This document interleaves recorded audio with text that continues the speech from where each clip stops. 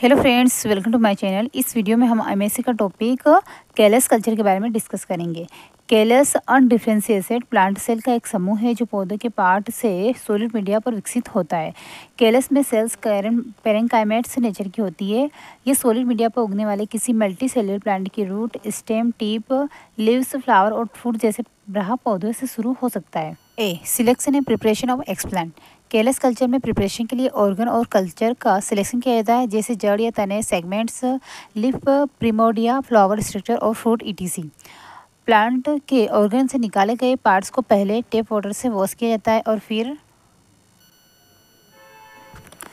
0.1% mercury chloride HgCl2 और 2% WbV sodium hypochloride NaOCl घोल से 15 मिनट के लिए स्टेरिलाइज किया जाता है। स्टेरिलाइज एक्सप्लांट्स रोगाणु रहित एक्सप्लांट को स्टेराइल डिस्टिल्ड वाटर से धो लें और उसे छोटे छोटे खंडों में काट लें। B, selection of culture medium.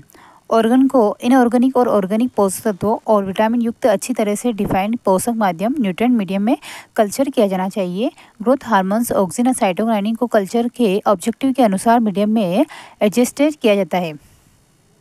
Example के लिए ऑक्सिन, IBA और NAA का वाइडली रूप से जड़ विकास के लिए मीडियम में प्रभाव प्रसार के लिए शुद्ध प्रोलिफरेशन साइटोकाइनिन के साथ कॉम्बिनेशन में उपयोग किया जाता है।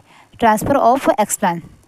तने, जड़ या कंद, ट्यूबर या पत्तियां आदि से सतही रोगाणु रहित प्रत्यारोपण।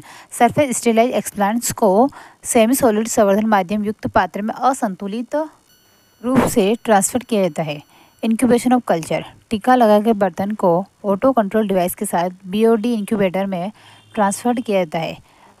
12 आवर्स ड्यूरेशन के लिए लाइट एंड डार्क साइकिल का उपयोग करके 25 से 28 डिग्री सेल्सियस पर इंक्यूबेट करें। सेल डिवीजन को प्रेरित करने के लिए न्यूट्रिएंट मीडियम को ऑक्सीजन के साथ पूरक किया जाता है।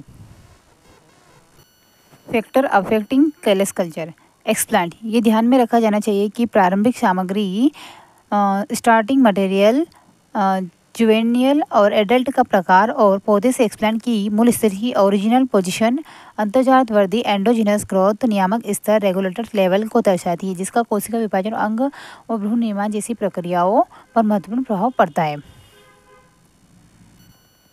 सेकेंड है ग्रोथ रेगुलेटर्स। कैलस का निर्माण पोषक माध्यम में प्रेजेंट बहिर्जात रूप एक्सोजेनियसली से आपूर्ति किए गए वृद्धि नियामकों रेगुलेटर्स के प्रभाव इन्फ्लुएंस में होता है। वृद्धि नियामक की आवश्यकता का प्रकार और माध्यम में इसकी सांद्रता, कंसंट्रेशन एक एक्सप्लांट को जीनोटाइप और एंडोजीनस हार्मोन कंटेंट पर स्ट्रांगली से निर्भर करती है।